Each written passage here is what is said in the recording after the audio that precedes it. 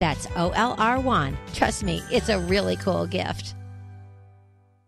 Hello, I'm Allie McGraw for People for the Ethical Treatment of Animals. Our animal companions rely on us, especially during a natural disaster. If you're forced to evacuate your home, do not leave your animals behind. Visit helpinganimals.com.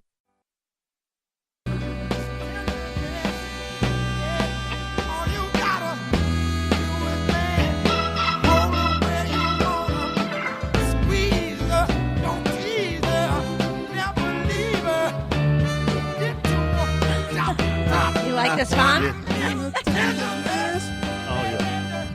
This is good. Oh, my gosh. Welcome back to One Life Radio. This is Bernadette with Diamond Gray, Aviana Barrientos. I've got Von Eaglin in studio with me and Kip Watson. I want to let everyone know that you can go to our website, oneliferadio.com, to download and listen to our podcast and subscribe to our newsletter, or go to iHeartMedia.com to listen live or download the free iHeartRadio app and listen to us from anywhere in the world. A big shout out to our sponsors that bring this great programming to you. Great companies that I have handpicked myself because they are so superior and do things the right way. Great companies like Sun Warrior, Squatty Potty, the H-Hemp Company, Paleo Magazine, the Wellbeing Journal, and the International Society of Sports Nutrition. And I want to add to that list Thorne Research. We are so excited to be offering an exclusive dispensary of Thorne Research products through One Life Radio.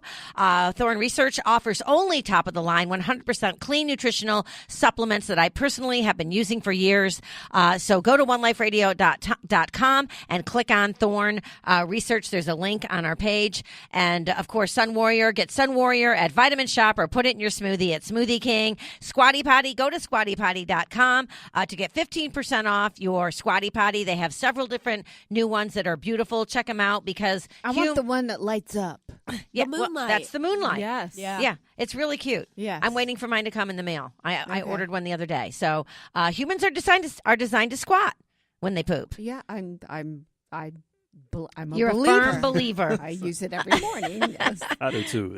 It's hard for me not to use one. We were talking about that yesterday. Yeah, that is so true. Yeah, that's a great it's like point. when I sit on the toilet, I'm just like, wait. where's my I know. squatty potty? Well, they have a travel I'm not in the one. proper position over here. So. They actually have a travel squatty Really? potty. Do Yes. they? Yes. Christmas gifts. It's the okay. it's the Porta Squatty. Porta Squatty. Well, And then they have the I'll have to look for them. Squatty-potamus. Squatty potty. Yeah, so if you have little kids. Oh, yeah. Oh, my okay. gosh. Potty All right. training is such a beating. I mean, it's the best thing to get a kid to get in the proper position and eliminate more easily because their little bodies, if you think about how tall Yeah, the right. toilet is. Yeah. They It's not definitely right. need a squatty potty. Yeah. So, Yeah. Well, I did some of the research on that, and I think that's one of the reasons people get appennicitis. And I almost died from No, it's appendicitis. true. It is And true. So, I mean, No, we actually, Bobby Edwards has talked about that on the air before. Mm-hmm. Isn't that how Elvis, didn't Elvis die on the toilet or I don't- something? I don't That's a know. rumor, I think. Probably I eating don't a- Something was it is that PB&J is that a lie? banana think so. sandwich or Okay. something? I Well, don't anyway, know. I saw a picture of Elvis today in People magazine from back in the day. He was a handsome son of a gun. He was. He really was. But I'm not a big Elvis. He's like a little Gotcha. before my time, but but gosh, there was one picture of him I thought, dang. Yeah. He's handsome. He was, Yeah, he was a it good looking was guy. very- I thought about Elvis last night. I was looking at a wrestler called the Honky Tonk Man. He was modeled after Elvis, and I was like, "Oh, Elvis Presley." Yeah. Anyways, My whatever. father wouldn't let my sisters watch him on TV Because he shook his head. because he shook his Shook head. his hips. And my father used to say that he was a whore master. My father, he was a character. Rest in peace, Elvis. Oh, my God. Okay, Yes. enough about that. All right. Let's get back to this. I've got Kip Watson and Von Eaglin in studio. They are both licensed professional counselors. We are talking about self-image, and then we're talking about dealing with small-minded people. The question that I have for you, Kip, is how does seeing our value well impact the other people around us? Ooh, that's a great question. I think when we see our own value well, then what we do is we in turn build others up. We make others better. We show up with a positive vibe. We're enthusiastic. We create an environment that's connected. I love it. And when we don't, right? It's much more negative and disastrous, and it ends up in a disconnected or destructive. Well, and I think you can have a bad self-image when you're always focused on yourself. The I, me is very dangerous. It's a slippery slope. Extremely dangerous. Yeah. You don't want to be arrogant and you don't want to have a low self-esteem. Both are a problem because both are an idol of self. Yeah. I love it. I do. And so is someone with an idol of self also usually small-minded? Agreed. Nice segue. That's Yes. a good segue. Thank you. That's a good segue. They are. That's a good segue. I want to finish on a point that you Yeah. just made. Like, I don't know. I struggle with this, and sometimes whenever I'm training supervisees, but there's this thought that, what do you believe you deserve? Because a lot of people don't know what they deserve, and they don't know exactly how to value themselves. I give you an example. So the first time I made $20 from a client, I was like, oh my gosh, I never thought I would make this much money in my whole life.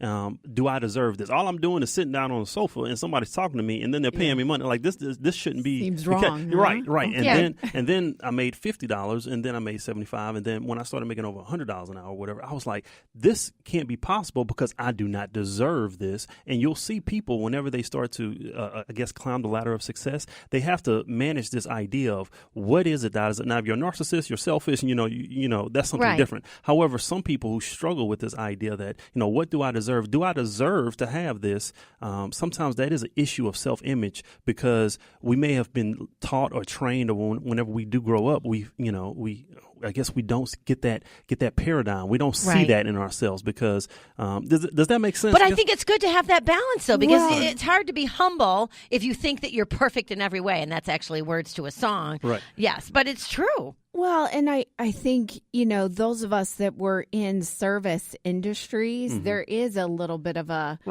tug of war. But I think, yes, there is a somewhat of a fine line where you pay a worker what he is worth, right? The value of a wage, but not to the point where you're taking advantage of somebody. Right. But the person who's actually giving the service, they have to figure out, and they have to reconcile with themselves, what, I'm giving a service. However, am I worth this actual service that I'm giving? Does that make sense? Yeah. Let's say a motivational speaker is going to charge $1,000. He may not believe that he's worth $1,000, but then if they're paying them $1,000, I guess I must be worth $1,000. But then if they charge $10,000, to give a session, they have to reconcile that within themselves. And some people actually deal with that. And usually when I'm supervising other counselors, they have to figure out, is my service worth what I'm giving? I hope that makes sense. Yeah, no, it does. Yeah. Well, I love this topic of being small-minded. I think it's so important, especially in today's political climate, if you will. Right.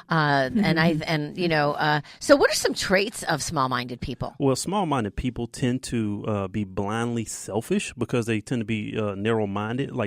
They have difficulty seeing outside of themselves in terms of assuming that there is knowledge outside of themselves. So what they do is that they have this idea, kind of dogmatic in a sense, there's a correct way to see things and there's no other way to see it like that. And so, a couple of different Jim, we're out of time. So I hate we'll that. We had so much fun. We just blew through this hour. We did. We did, but we're going to be doing a podcast after the broadcast. If you want to check it out, it'll be up in a couple of days. Kip, are you going to stay on it with us and talk about sex? Yeah, I can do that. And other For things? a little bit. Who knows where it'll end up? I know, right? Yeah. Between the three of us. Maybe we'll end up back in the gym talking about the girl. With some subwoofers on the wall shaking. There you go. Yeah. Oh, my goodness. Well, you know what? Always a pleasure. Everyone out there listening, thank you so much. We appreciate it. I hope you enjoyed it. I know that we always enjoy doing the show. You get one body, you get one mind, and you get one life. Get out there today and make the most of it.